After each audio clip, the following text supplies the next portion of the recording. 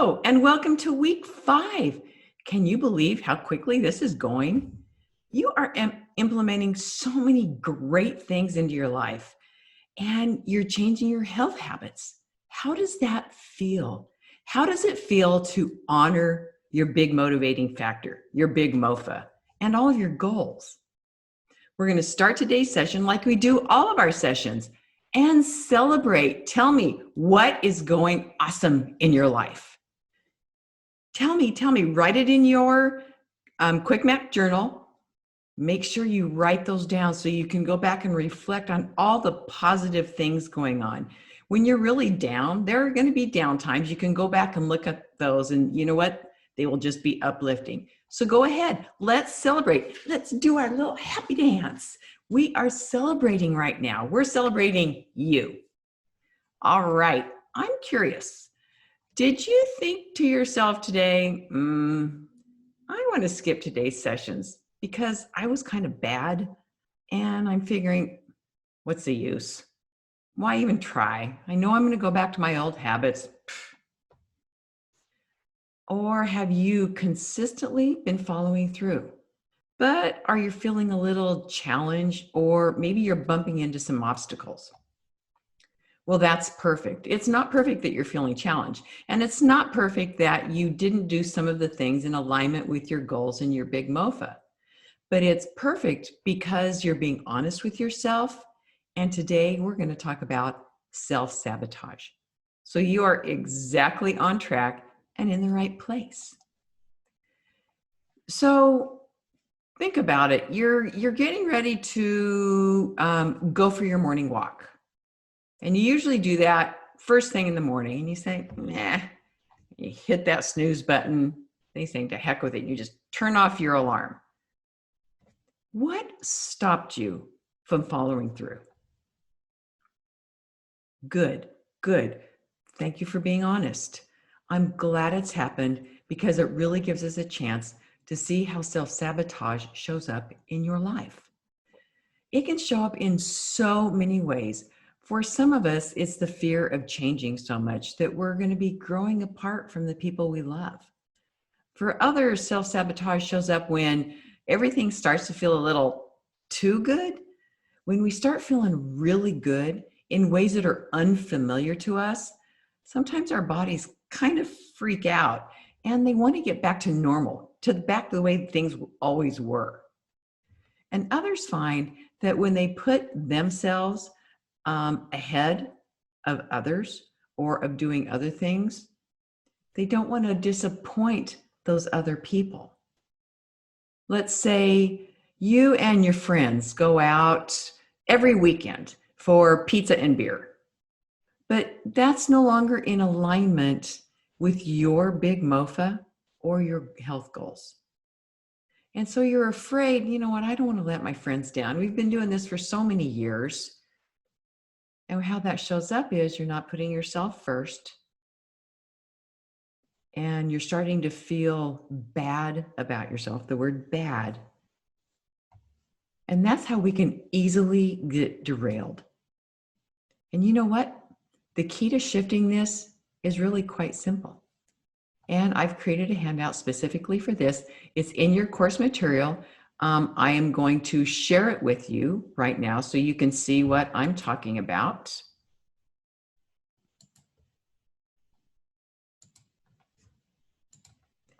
And it's this handout called, Oh Yeah, about self-sabotage. So what I would like you to do is read this out loud. Yeah, read it out loud. You may be alone, but that's okay because you're speaking to yourself and you're speaking to your subconscious. So go ahead, pull that out and read that out loud. You can pause the video, just pause it, read it out loud, and then come back when you're done. Okay? We'll see you in a minute. Okay, welcome back. How did that resonate with you? Did it hit home? What I would love for you to do is write in your journal, in your Quick Map journal, different ways that you recognize your self-sabotaging behaviors. And here's the key.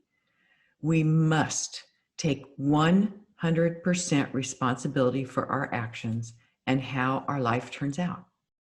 This is both liberating and empowering. You are in control of your own health destiny. You are your own boss. You're the boss of you. Okay, think about your 6-week goals. We're going to dig a little deeper here. Go back to page 7 of your Quick Map journal and look at what you wrote down for your 6-week goals. And I wonder, what are all the good reasons for getting what you want? If you're a little stuck, think of things like, I want to feel more confident. I want more energy. I want to look better in my clothes. Those are some good reasons for getting what you want. My partner will look at me with those longing eyes again. So write down, what are those good reasons for getting what you want? Go ahead and put that right in the journal. There's a page for everything. So go ahead and put that down. And now I'm wondering, what are all the bad reasons for getting what you want? You're going, what? How could I have any bad reasons for wanting to get healthy?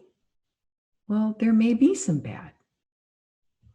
For example, I have to give up the foods that I really love. Or my partner or my friends, like I said, always want to go out on the weekend and we always have dessert. And I feel like I'm going to be letting him down if I'm like a party pooper. The holidays, my birthday are coming and I won't be able to eat that yummy chocolate cake. If I get really healthy, my partner may not love me anymore. You see, sometimes there are more bad reasons that we can think of that we don't immediately recognize. And I wonder who else might be affected negatively if you change and get the results you want, or if you follow through in this way. One of my clients talked about her best friend who chose not to go on a health journey. So she's still stuck back with eating foods that don't nourish her, not doing what she needs to do for her health, forgetting about working out. And their relationship is changing. Her friend is getting a little jealous of the great outcomes that she's seeing. So who is it for you? Who could be affected negatively by you getting what you are setting out to do? Right. Anybody else? So just think, what a great strategy you have choreographed to make sure that he or she doesn't stop loving you. Can you see that keeping your weight on has had a positive intention for you? You might even say it's been a functional strategy for you all of these years. So imagine that there's some part of you that was put on the job to make sure that you felt safe and that you belonged.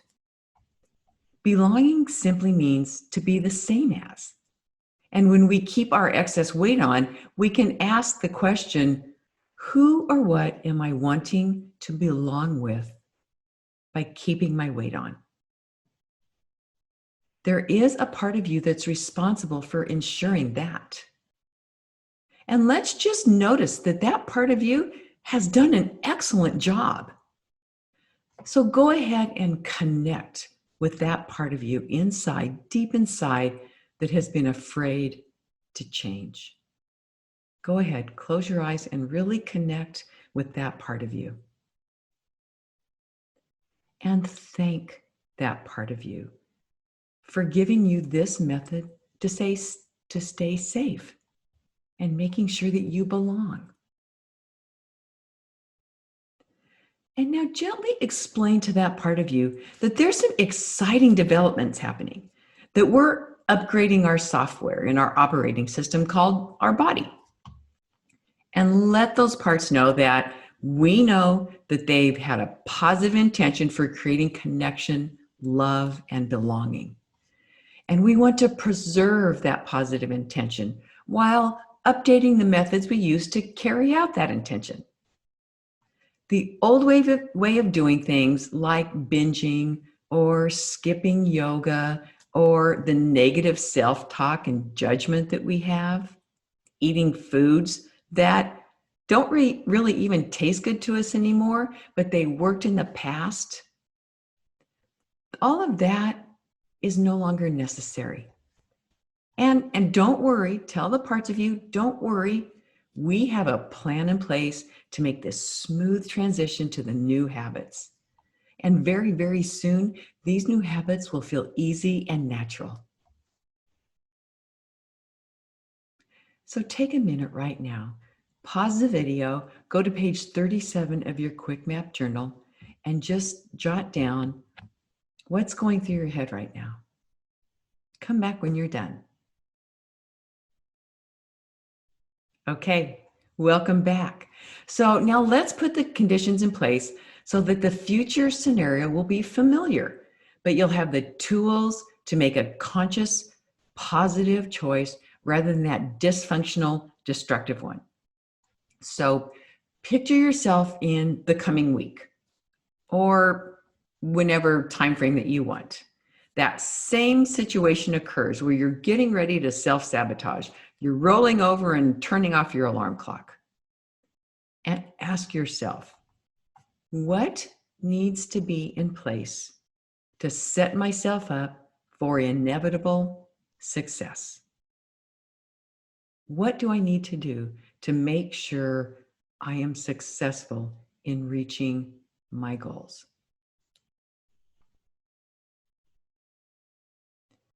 Great.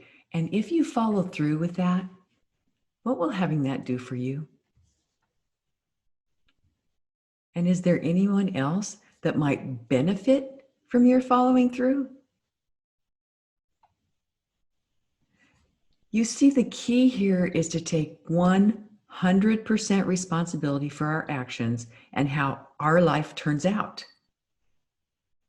You are in control of your own destiny. You took this journey because you want to feel energized. You want to feel healthy. You even want to feel sexy, whatever it is for you, and you're moving toward that.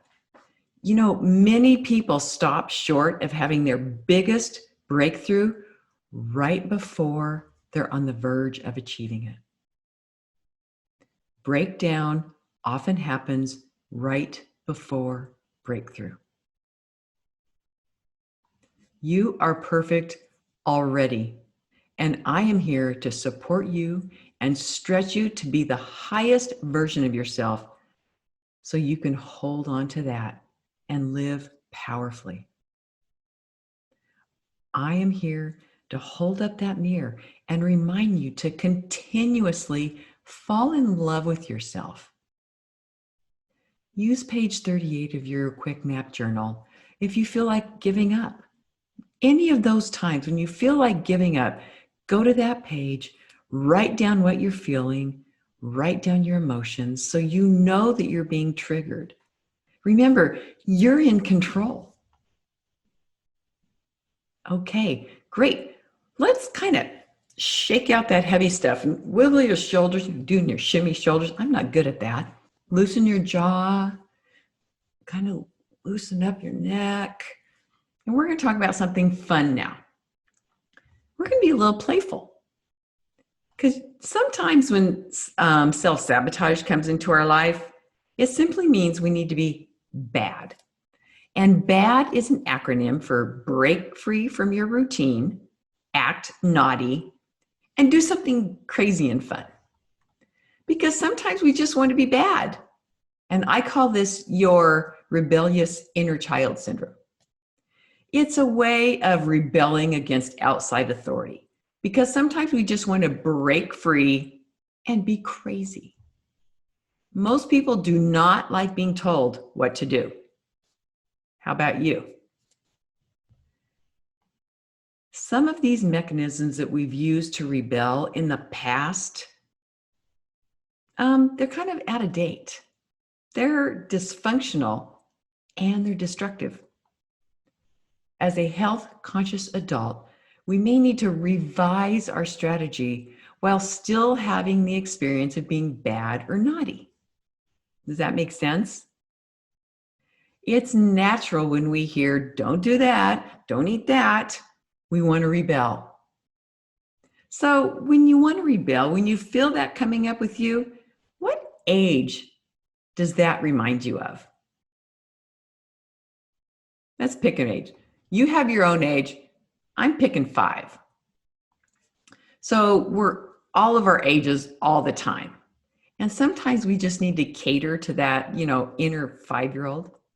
And that's why in today's session, we're going to laugh at ourselves and we're going to play. So we're going to create a list of things to be naughtier, to be bad, that are not disruptive to your health. And we might even borrow from your inner 5-year-old. So let me give you some examples of some of the things I have on my list. And they're going to seem super silly, but they're fun for me. And one of them is crank calling one of my friends. I love doing it. I sometimes do it in a foreign accent, usually British, because that's kind of the only one I know. And I just say something silly. And she knows it's me, and we both laugh, and I chuckle to myself after. But if I'm feeling naughty, I'll do a crank call. Another one that I did when I was working in one organization, I was the chief operating officer of an organization, and I was always working later than everybody else. And a friend of mine, a coworker, had a little stuffed squirrel on his desk.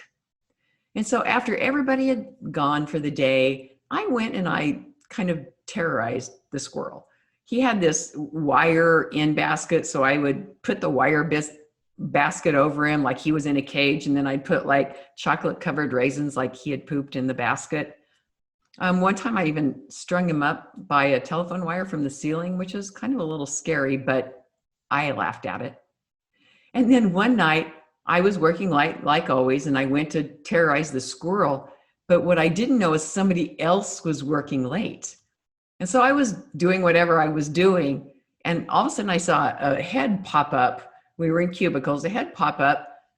And she said, "That's been you doing that to the squirrel?" And we both had a huge laugh. I swore her to secrecy, and we even started doing it together. So she and I are friends to this day because we started terrorizing the squirrel. It gave me a way to be naughty in a not destructive way, in a fun way. So what might be some things for you? Here are some examples.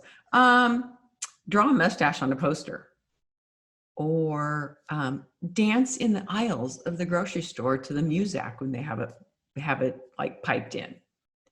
One of my friends, and this just cracks me up, she gave an ice cream cone to one of her grandchildren, a vanilla ice cream cone, but it wasn't vanilla ice cream, it was mashed potatoes. So that wasn't naughty, or that was naughty. It wasn't destructive, but it was fun.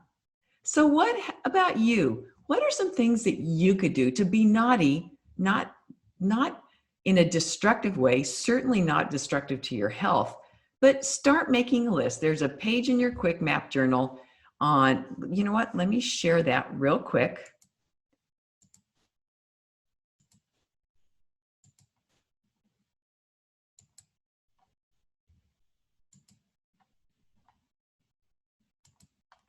Okay, so there's the prompt.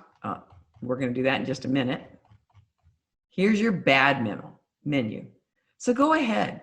And this is a fillable PDF, like I've told you before. This is fillable, so go ahead and just write some stuff down that you can do to be bad. Have fun with it.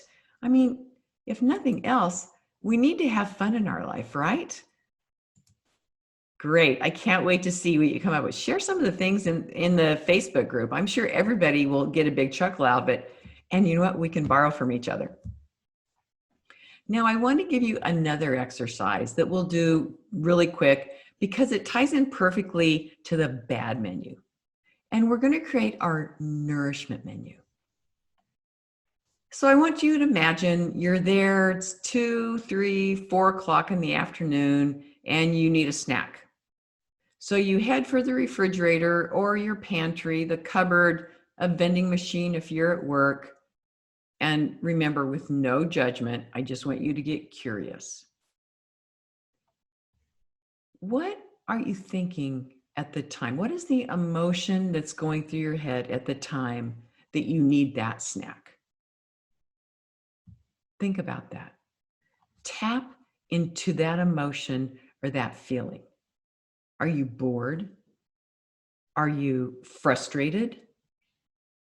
Are you irritated? What is the emotion? What we're doing here is we're creating your intuition. So you know when a certain emotion comes up, that triggers you to go for the food.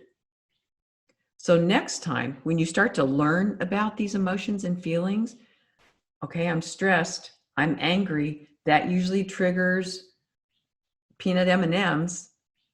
And so now you know that. And what we're going to do is create a menu of other things you can do that don't have anything to do with food. So turn to page 40 of your Quick Map journal. I'm going to share my screen again.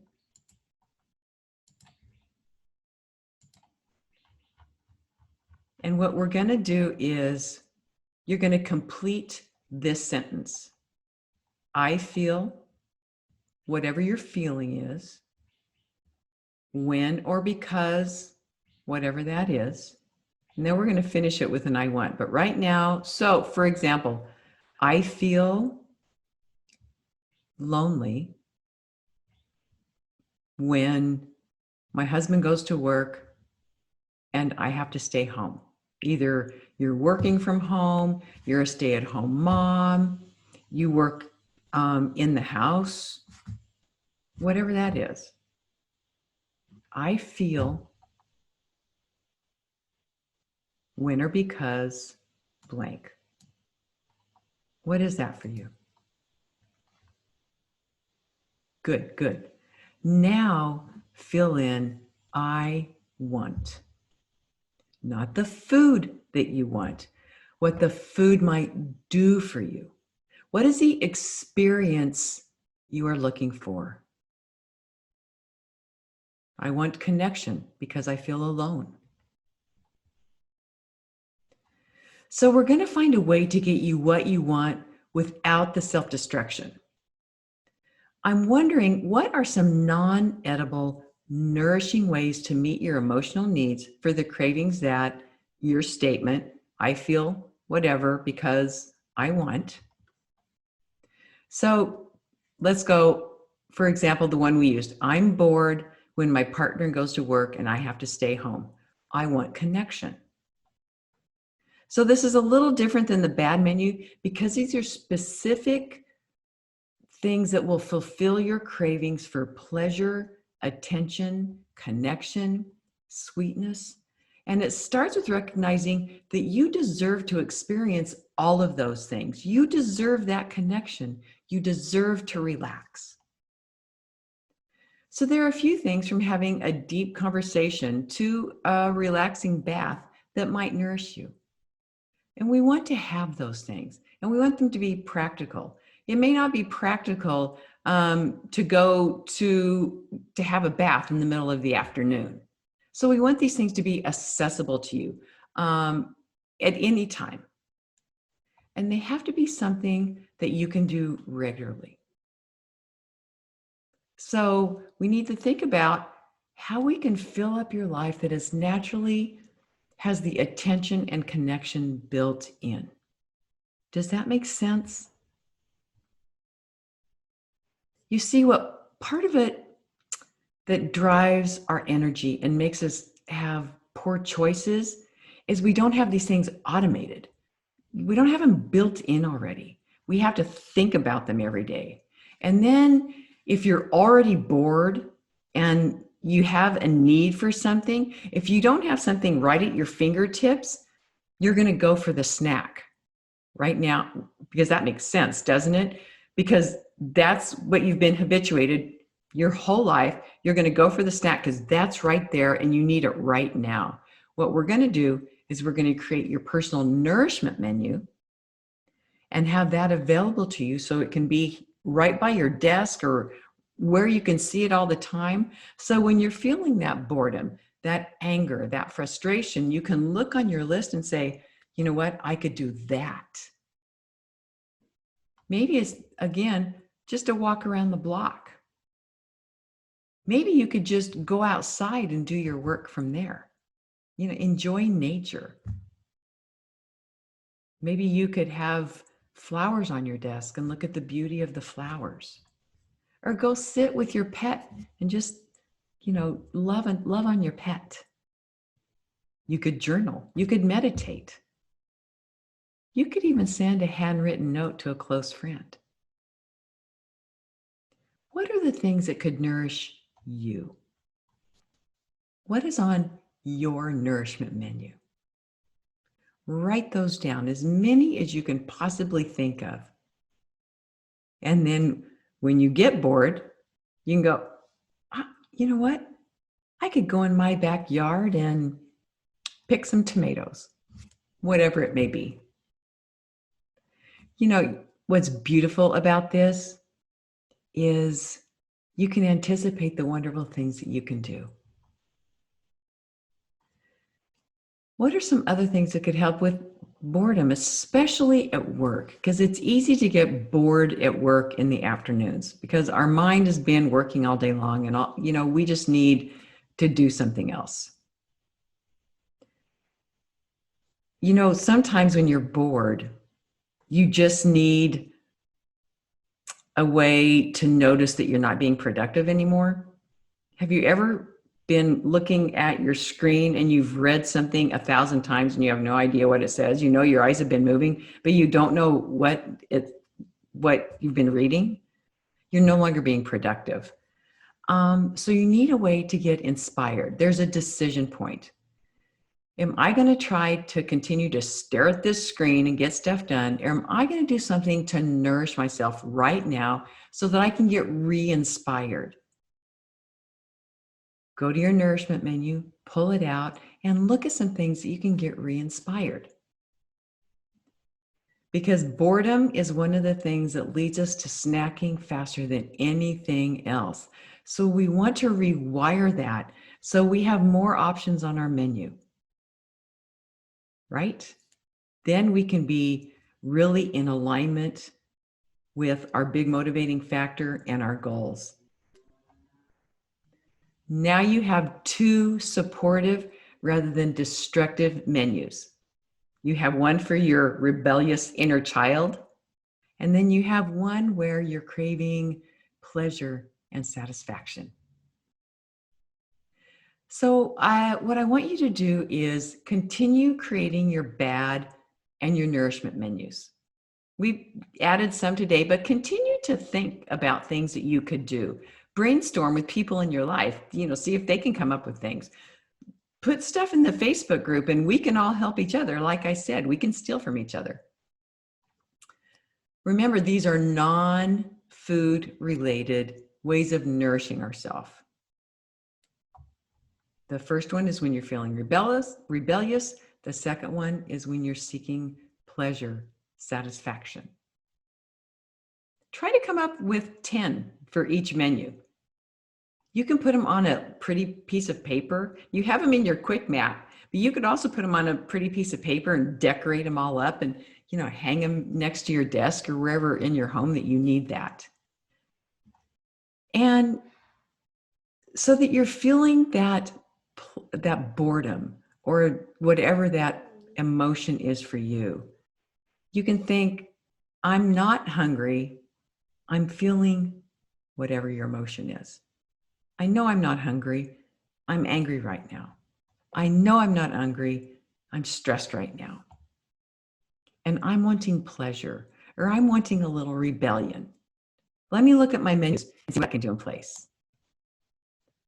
Because you know what?